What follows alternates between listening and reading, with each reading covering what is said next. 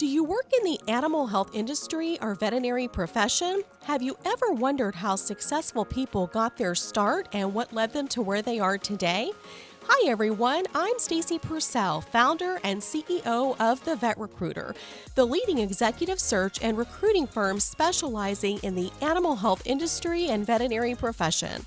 I was the first recruiter in the United States to focus exclusively on this space, building the first search firm dedicated to this unique niche.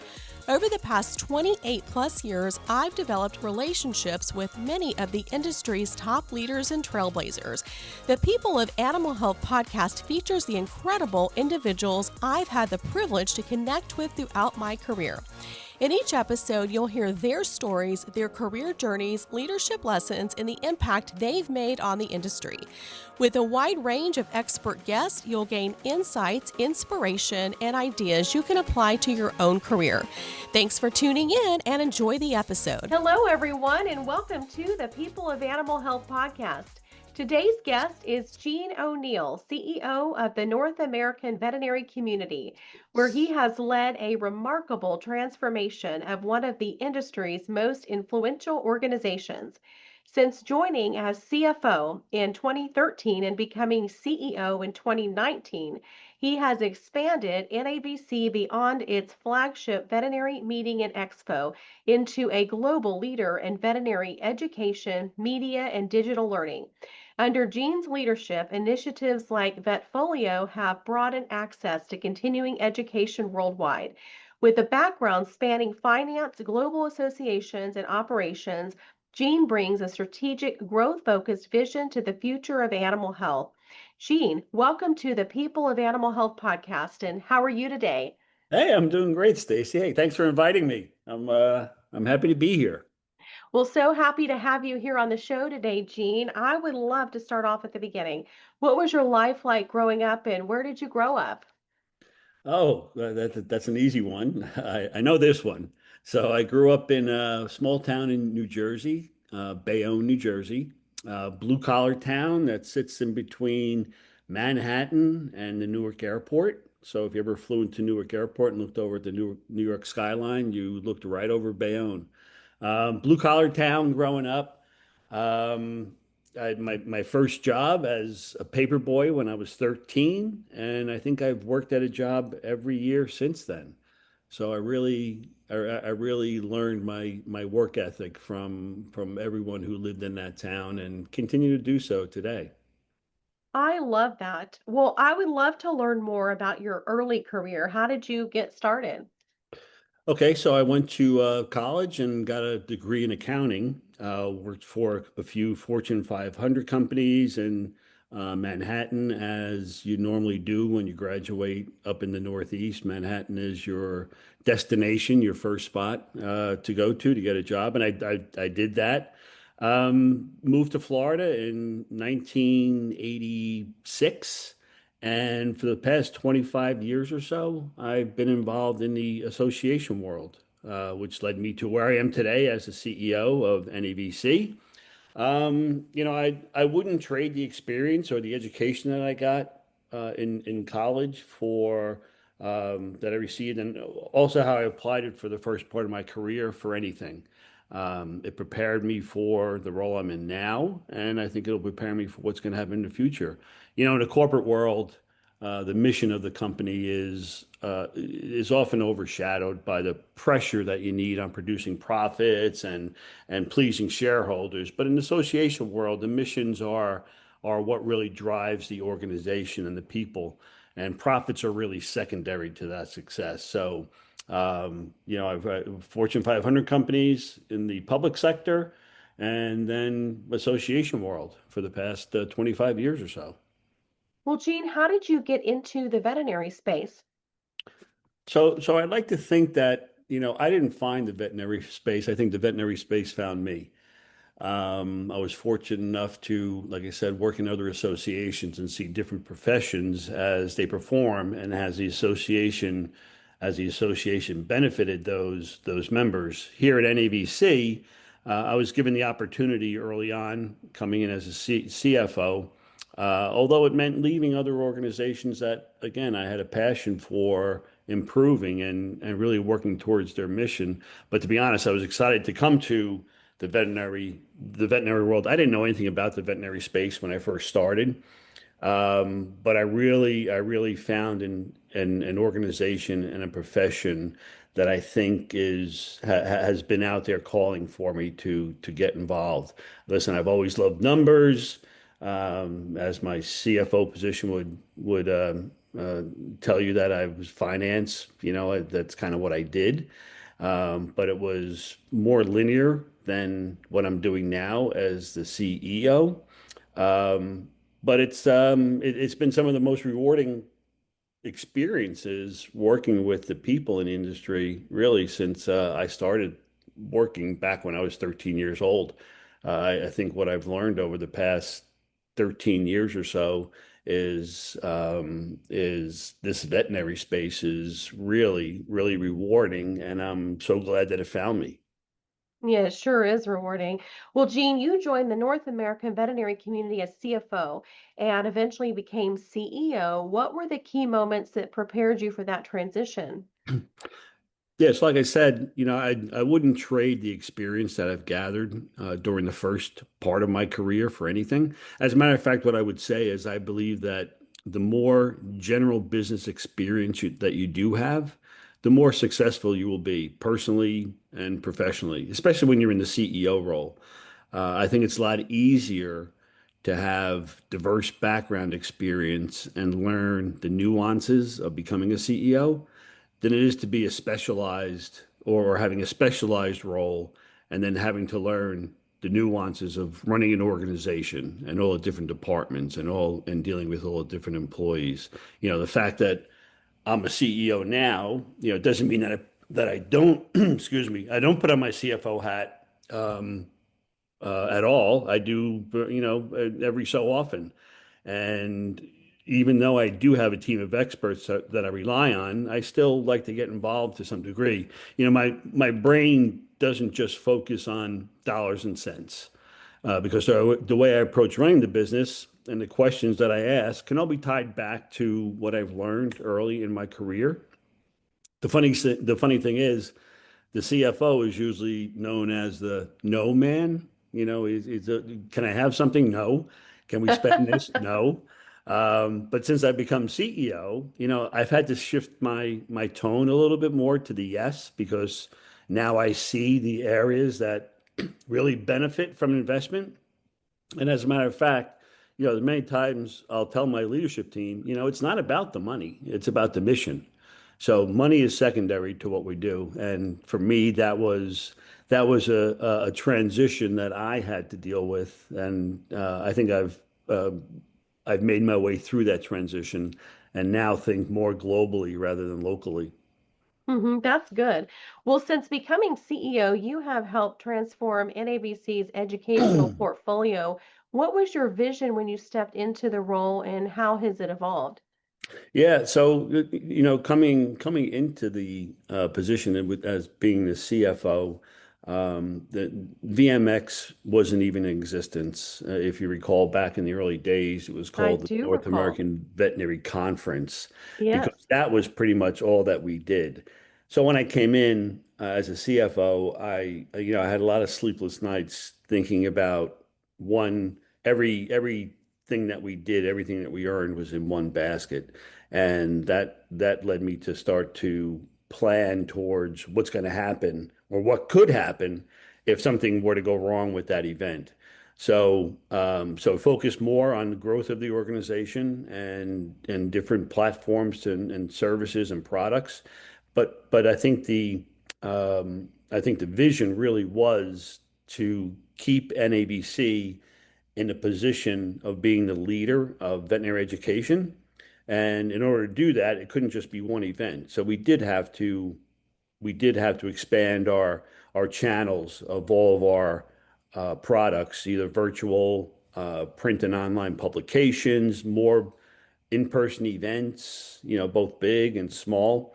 Um, but secondary to that education piece, I wanted for the NAV at NAVC to show the support for the veterinary community in other ways as well. So that's why we have our NAVC Gives programs, we offer scholarship programs, we support organizations like Blend Vet, which really is planting the seed for the middle schoolers to when they decide what their vocation would be to possibly select the veterinary vocation. So it was really getting beyond the education and providing other things outside of that, which is what I was hoping that we could do. And then also, North America is kind of our in our name, but we expand beyond those borders. So we're now looking at how can we deliver our products and services around the world where there are veterinary clinics and hospitals dealing with the same issues that we deal with here, and technicians and nurses where they exist needing education. So we're trying to establish ourselves also now as beyond North American borders and participate in some of these other international conferences that helps to host our sessions and also give them the availability to participate with us online. So a lot of things going on at NVC, both domestically and internationally. Hmm. Well, you just talked about how NABC has grown far beyond its flagship event, VMX. What drove the decision to expand into media, online learning, and certifications? Can you talk a bit more about that? Sure. Yeah, I think when you sum it up about what we do, what our mission at NAVC is, it's really to provide education to every member of the profession. That's every member of the veterinary healthcare team. And what I'm passionate about now is knowing that our organization, everything that we do is tied to that mission of providing that education. So we are driven by what we call a flywheel, and it has four pillars. One is the continuing education piece, which is the live events, online learning, our media, which is our publications, advocacy, which is our Embrace program, that the grassroots program, and then also reaching out to the pet parent, which I think is the real future for us. So each program or service that we develop supports this model, and each of those pillars support each other. But the main reason we really decided to deliver to expand on how we deliver the content is when you look at the education landscape for the veterinary professionals, and we've done some preliminary research on this.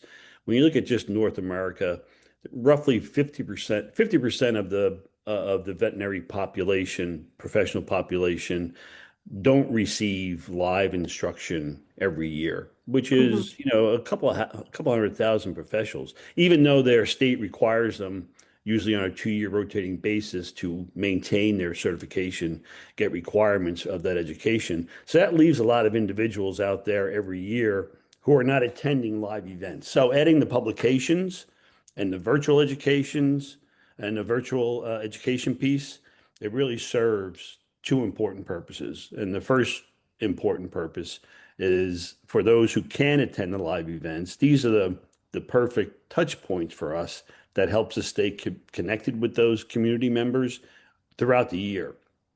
And they don't have to wait until January to see if they can attend VMX. So these two areas that we deliver education through, it just allows us to explore new content areas for VMX. So that they don't have to worry about cramming everything into a 5-day conference schedule or event schedule. And Hmm. as I mentioned, not everyone can travel to in-person events for various reasons. So we'd like to bring the education to them.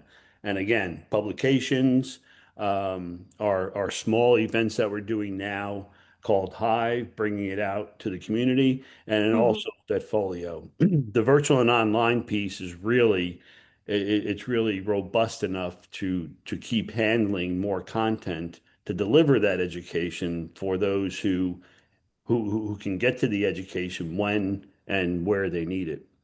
Hmm. Well, like you were just saying, you have significantly expanded NAVC's global reach through virtual education. How has that changed the way veterinary professionals access learning and community? Yeah, so like I said, Vetfolio has really been a great program for us because it transcends geography, income, time Hmm. constraints. So it allows us to expand our reach and providing education to veterinarian professionals around the world, really. So it offers an expansive variety of content with new releases on a weekly basis, and it's organized in the way in um, which the attendee or subscriber prefers to learn, whether that's reading, listening, getting certified. It has the modalities that offer everything for everyone in those regards. So we like to think that, this really Vetfolio, the way it teaches and the way you can access education, we are bringing it into your community. Hmm. It allows us to do more of that, throughout the year. And like I said, this is one of the probably most exciting products that we have because it is so fluid and we're able to expand it with any education that comes out in any form. That is exciting. Well, Jean, before NAVC, you held leadership roles at the Institute of Internal Auditors and even served as interim CEO in Australia. What lessons from those experiences still influence your leadership today? Yeah, so that's bringing me back to these back to these organizations. But I think the most important thing that the experience that I got that influences how I operate as a CEO is how important it is to create environments where the employees get to thrive.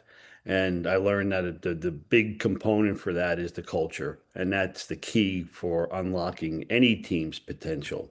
A happy team is a high performing team. And, it seems like common sense, but I think it's often overshadowed by organizations that focus too much on producing for the bottom line and not for making their shareholders, which in our case is the community, making them happy and giving them what they want. Don't get me wrong. Money is important, but you don't want to have to make it either. You have a team that is misaligned, bored, or burnt out, or not engaged. I think that's the important piece. And if you're focusing too much on bringing dollars to the bottom line, I think you lose that sense of what's really important. And at NAVC, that's how we've created our culture. It's centered around the teams at NAVC, where everyone has a voice. Even in our strategic planning exercise, we reached down to the bottom levels and built our strategic plan from the bottom up, rather than the top down, which gives them, the employees, that sense of being transparent, and they respect the process more, and then they start to cheer each other on because they know what everybody's responsible for. Hmm. An incredible group of passionate, high performing individuals is really what you're striving for in any organization. And NAVC is really that place where um, everyone who wants to work in an organization wants to work in an organization like NAVC. I mean, I can talk about the awards we won for the best workplace in Orlando, how many years we've won that, all the awards we won for all of our content and publications. And that really comes from the fact that we have this high performing culture, and we rely on each team member to pretty much do their part to achieve our vision and towards the mission. That's incredible. Well, Jean, you have had a diverse career that includes time with SeaWorld Orlando and even managing a professional baseball facility. How have those experiences shaped your approach to leading large, complex organizations?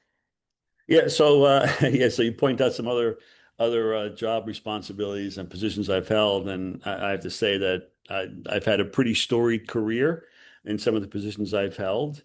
But it comes down for me to being mostly in the right place at the right time. And those two positions or experience that you brought up, there were no exception to that.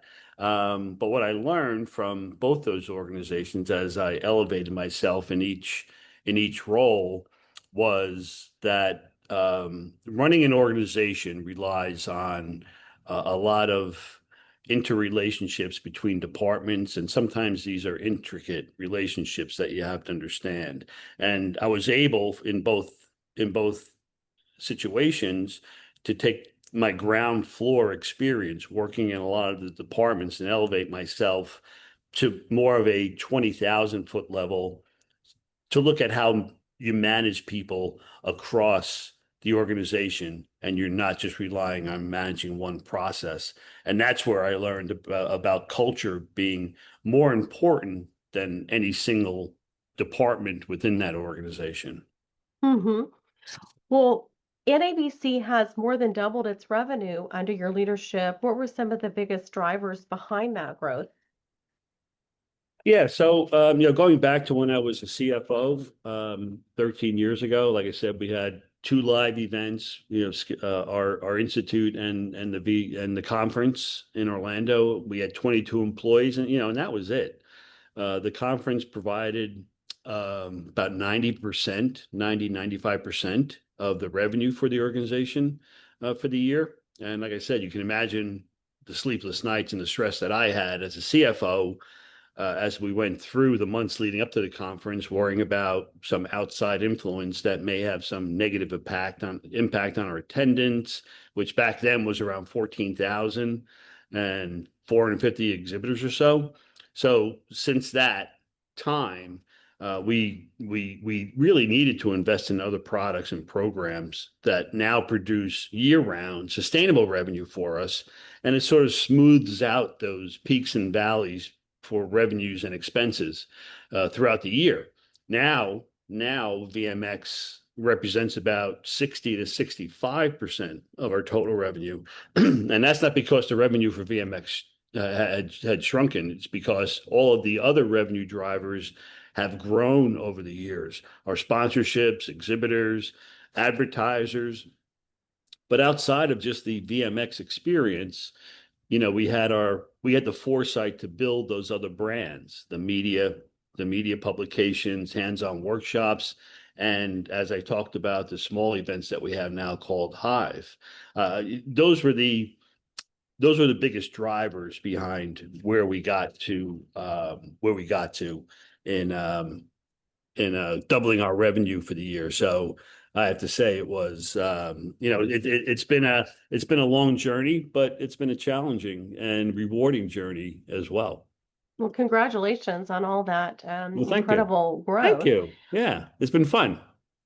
Well, Jean, as the animal health industry and veterinary profession continue to evolve, what do you see as the largest opportunities and challenges for organizations like NABC?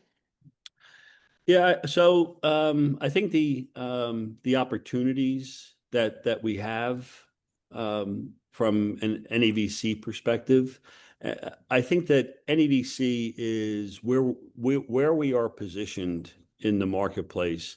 I think we have a unique opportunity here to connect the pet parents and veterinary professionals.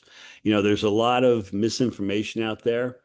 If you go to Dr. Google or wherever you want to go to for your information as a pet parent, that I think that NAVC could become the source of trusted information for the marketplace. I mean, we have access to the best and brightest minds in the industry, which allows us to help answer the most commonly asked questions and also educate the public on why it's so important to have a veterinary team from the beginning. Another big opportunity that I see from our standpoint is I think that we can continue to lead the conversation around innovation and how do we create the content and education that supports those the new innovation and the new innovation efforts. Programming for in-person events and online has been driven mostly by the emerging trends and the topics that come out of the industry. So we know it's important for us to listen and also to respond to make sure that we're delivering the relevant content that meets the needs of the veterinary professional community. So those are two of the opportunities. I think the challenge that we face is that we can do anything at NAVC, but we can't do everything. We'd Mm-hmm. love to, but we are restricted by certain things, certain resources. But what we know we do better than pretty much anyone is out there is put together impactful events for the community, and that's where we start to double down on how we start to build the business around what we do and what we do best. So out of every challenge comes opportunity. And I think that we have started down that path when we start to offer more CE and education than anyone else. We're sort of a one-stop shop, and we really try to keep that community as part of our name and have everyone feel connected as they go through their professional career. Mm-hmm. Yeah, that makes so much sense. Well, it's fantastic to see how the organization has evolved, and I've certainly seen it firsthand from when you were at the Gaylord and the Marriott, now to the Orange County Convention Center. So again, congrats on the growth. No, thank you. Well, Jean, for leaders looking to drive impactful change within their own organizations, what advice would you give based on your journey from finance to CEO? Um, I think that I think it comes back to the staff and the culture, and I think that if you have your staff aligned with the mission and the goals of the organization, I think that that starts the process of driving change. So you have to Mm-hmm. make sure that, and I try to get these messages out, make sure that every employee knows how their job or their responsibilities tie back to achieving the strategic plan. I want them to understand that they're all part of achieving the goals and the vision that we laid out, and they're not there just to do a job for 8 hours a day. I really want them to understand that their job is as important as what they think is the most important job in the organization, because they're just a part there's just a link in the chain that keeps this whole organization running. And also, I think to build a culture that drives around this entrepreneurial mindset where everyone is thinking of better ways to do things that they're currently doing or that the organization is doing, and always be asking yourself, what's next? If this doesn't work, what's next? What can I do better? The input that we get from 80 staff members is more powerful than any input we get from any singular staff member. So the collaboration that we get with everyone really drives that change. And that's why you need to include everyone in the journey towards achieving whatever it is your organization is trying to accomplish. Hey everyone, we are interrupting the episode briefly to talk to you about today's sponsor. This episode is brought to you by the Vet Recruiter. The Vet Recruiter is the go-to executive search and recruitment firm in the animal health industry and veterinary profession, dedicated to connecting exceptional employers with high caliber candidates. With a deep understanding of the animal health industry and veterinary profession and a vast pool of talented candidates, we make the hiring process seamless and efficient for the animal health and veterinary employers who have critical hiring needs.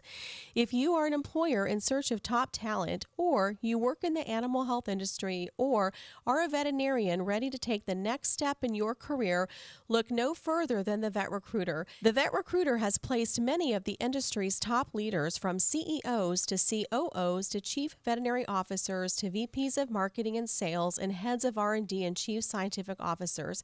We have built sales forces for many leading animal health companies and have placed more veterinarians in clinical practice than any other search firm in the U.S. Ready to take the next step? Visit thevetrecruiter.com today. That's thevetrecruiter.com. And now let's get back into the episode. Jean, what has been the most surprising thing to you during your career so far in the veterinary space? So being in other associations, I've seen the reaction from the professionals, and they're all eager to learn and to educate themselves. But the most surprising thing that I've seen in this veterinary space is it's so obvious that everyone that you meet has a passion to excel. And it's not just excelling for their job responsibilities, it's excelling professionally and personally as well.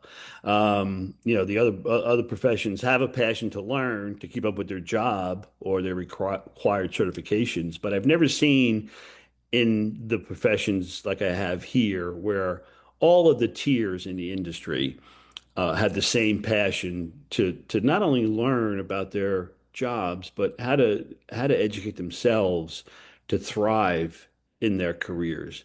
And I'm talking about there's a scientific learning that they get, the scientific education, but they're also as passionate to learn about the personal spaces, the personal education. How can they bring out the best in themselves to rise in their organizations and their how they share best practices constantly. And I'm talking about speakers at sessions. I'm talking about attendees at events, the small events, the large events. There's always that motive that I've got to learn more. There's so much going on in the profession, and everyone is tuned into the issues, and they're all trying to solve with different solutions. So everyone is really involved, and it's nonstop. I have not seen any stoppage of anyone trying to get to answers or educating themselves the way I've seen it now. And it's not just here in North America; it's globally as well. I've seen I've seen those in other countries have as voracious an appetite for education as I have any place here in the States. That's so interesting. Well, how have you seen the veterinary space change over the years? So yeah, it's something that I tried to pay attention to. I wasn't, just to be honest, I wasn't as close to it as being the CFO. I was more concerned about running the organization efficiently.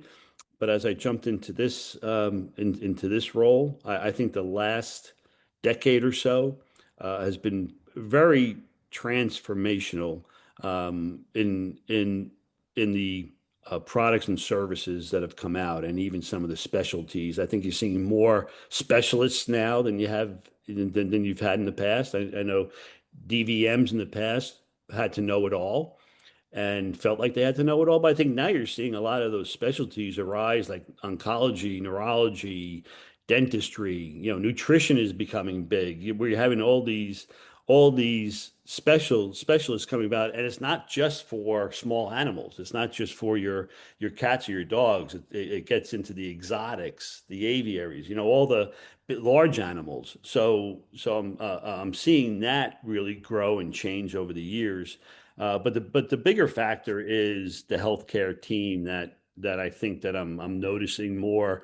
Excuse me, noticing more is it's not just about the vet, where the vet now is becoming part of the team and relying on those members in the team, the technicians, the nurses, the practice managers. Everyone is getting involved. It's almost like a team sport now, where everybody plays a role to make sure that the team thrives.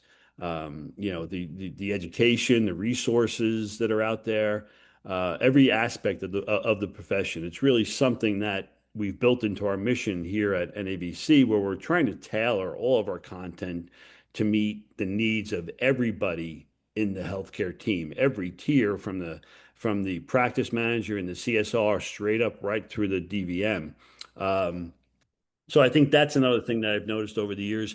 And then we get into, obviously, you can't really talk about the changes without talking about technology and changes in technology and how those are those changes starting to take hold and gain momentum, like telemedicine. That was unheard of even probably 5, 6 years ago, and now it's starting to be more ingrained into the daily practices. It's still important to have your personal visits with the veterinarians, but there are some situations that could require and really more efficiently to have the telemedicine involved, especially when we talk about things like access to care and where access to care becomes a geographic issue or a financial issue. So I think that's another thing that have changed in the space to the better. And applying technology from the human health side, I think we learn a lot from what's going on in the human health side and adapting those changes to the pet healthcare side is going to be incredibly important as we pay attention going into the future. Well, let's look at that future, Jean. What does your crystal ball say about the future of the veterinary profession? Well, I like to, I like that you think that I'm some sort of a seer and can see into the future. But I will say that from what I've seen and what I've read and what I've experienced, I think that the veterinary profession will continue to be the hottest profession for several years going into the future. Yeah, I just don't see it stopping. With all the research that's coming out about pet ownership and the impacts that it has on humans and extending even the human lifespan, that human animal bond that exists between the humans and their pets, that's all grown stronger. And the physical and mental impacts that owning a pet has on both the pet and the individual has been well documented. And it's been well documented even in more so in as the human population ages. So I think that becomes a lot more of the focus on not just the pet themselves, but the impact the pets have on the pet owners. I think as we get into things like not just being pet friendly, I know, we say we have a pet-friendly office. We allow everyone to bring their pets in. But I think when you extend that and you elevate the pet-friendly into a pet-inclusive society, I think that's where you start to get the traction about building, housing or workplaces or schools that all move towards that philosophy where it's not just pet friendly, but it is pet inclusive. Everything is built or could be built around the pets. So the more that philosophy builds, and the more pets there will be for the needs of those that want the pet, they'll need more care. The pets will need more care as pet ownership continues to grow. So yeah, the veterinary profession remains one of the hottest professions right now, and I think will continue to be for those reasons and for other reasons that we can talk all day about. But I think those are the top ones that really come to mind. Yeah, I would agree. It is the place to be. Well, Jean, this podcast features successful people who are making a difference in the world of animal health and veterinary medicine. And successful people have habits that set them up for success. So you're a successful professional. What are a few of your daily habits that you believe have helped you to achieve success along the way? Okay. Yeah, fair question. I think that, well, the way I approach my daily routine and when I start my day is I look at three different things. One is I try to learn something new every day. So whether that's reading about what's going on in the world or in your profession, I try to come away from the day with saying that's something that I didn't know yesterday, which is going to help me moving forward. The next is I always, someone asked me, what do you do every day? And, I don't sit there. I don't do debits and credits in accounting. I don't sit down and write articles every day for a magazine. But what I do is plan. I do a lot of planning. What's next? So I look around the organization and I don't want to be static. I don't want to sit still. Even though things are working well, I think that's the time to look at it to say, okay, what can we do better with this? How can we excel at this, or what can we do that no one else is doing right now? Uh, how do we make that jump? And what are the things that we should be thinking about? So I'm always planning about what's next. So learn something new every day, plan on what's next. But the most important part is really check in with my staff. I do a lot of walking around. I'm the old school, walking around, management by walking around. I feel that if I sit in somebody's office and talk to them for a while, I get a better feel for not only what they're doing, but how the organization is doing as well. In this age of remote workforces, it's a little bit more difficult. You have to reach out and make a conscious effort to reach out. But I think that's just makes it that much more important to make sure that connection is there between how I see the organization and how the staff sees the organization. So those three things are kind of how I run my day. Well, you're certainly a visionary, Gene. Well, we all know that careers have ups and downs. What has been the biggest adversity or challenge that you have encountered throughout your career? Okay. There were many. I'll tell you, there was a lot of ups, a lot of downs, but I think that you learn from the downs and you move forward. You don't dwell on them. But the one that comes to mind for me is I became the CEO of NAVC in September of 2019. So coming out of our first event of the year, which was VMX of 2020, we were flying high. We just came off a great event, large attendance, everything went well. And then what happens? 2 months later, we get hit by COVID. And now I'm going back and trying to steer the ship in a different direction than that I had planned on steering the ship when I told the board what my plan was back in September of the previous year, what's going to happen now. So, we had to take some hits there, which were painful. And for us, luckily, we had just gotten through our VMX event, but we also had our virtual online learning platform up and running, and that was becoming more of a force for us. So, although it was a big adversity at first, hitting with COVID, everyone shut down their offices. We came out of it in a better spot because we learned how to fight through that and how to come out with products that no one else was delivering at that time. And our Vetfolio platform really pulled us through that year and even through the following year. So uh, that was the biggest challenge that I can think of. But we stayed with it. We fought through it. We came out better on the other end, and we're continuing to build on some of the things that we thought about during that period. Gene, what advice would you give the younger version of yourself? Um, um, I, I think what I would tell my younger self is don't follow the money. Find something that you absolutely love, and the money will follow you. I love that. And then what message or principle do you wish you could teach everyone listening to our podcast today? I think the first thing is don't let fear hold you back. Waiting just opens the doors for others to fill that space that possibly meant for you. Taking chances and changing things it's scary business, but yeah, but when it's calculated and thought out, and the risk is thought out, it pushes the organization forward. Are you going to fail? Most likely. There's a lot of failures out there, but without the failure, then you just stay where you are and you don't have any growth.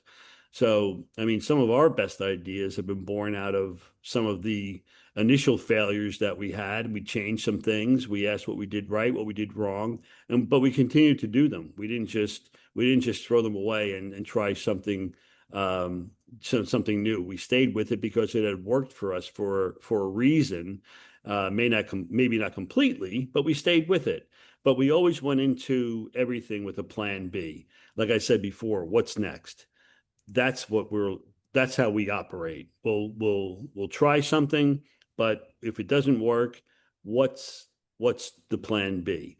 So that's for the general listener. I think for the leaders out there, I think the best message that you can give to the leaders is just get out of the way and let your people do what they do the best. Be there for counseling and for guidance, listening, but just let them do what you hired them to do. That's great advice. Well, Jean, some of our guests say they've had a key book they read that helped them along the way. Do you have a key book in your life that has impacted you the most? I do. And I read this back in my SeaWorld days, and it continues to stay with me to today. The name of the book is The Goal. And it introduces process improvement, and this is going to sound technical and scary, but it's really not. It introduces the concept of process improvement and the theory of constraints, if you've heard about that. But it's told through a fictional story of a failing manufacturing plant manager. Like I said, it sounds intimidating, but if you think about everything we do in life, both professionally, inside, outside your work, everything is a process. Everything that you do is a process. Setting up this podcast today for you, Stacy, was a process. And if you believe that every process can be improved, which we know that every process can be improved, this is the book you want to read because it opens up your mind. And although the book is stated in a manufacturing environment, it just talks about how this manager changes processes to make things more efficient. And if you want to learn about improving processes, there's thousands of books out there. This one stuck with me because it wasn't a textbook. It wasn't all theory. It was written in fiction, which made the story exciting. You're rooting for the manager to succeed. And then when he fails, you feel bad and you commiserate with him, and then he has other successes. So that stayed with me for a lot of my career, and I'm always asking, how do we do things better? So if I could get anybody or everybody in my organization to read something, this book would be it, because they would then understand why I keep asking, how do we do something better? I love that. Well, Jean, you've got the mic. What is one thing you want to share with our listeners at the People of Animal Health podcast before you drop the mic today? Okay. Well, I think that the one mic drop moment I would throw out there is, don't ever think that you are the smartest person in the room. I think the day that you realize that you're not, that'll be the day that you rise above the crowd. That makes so much sense. Well, Jean, thank you so much for being my guest today on the People of Animal Health podcast. It's been such a pleasure to have you here. Thank you for taking the time with me. Oh, I appreciate the invite, and I'm happy to join at any time, Stacy, if you want to have me back on. But you're doing a great job here, and I appreciate it. Looking forward to hearing more of your podcasts. Thank you, Jean.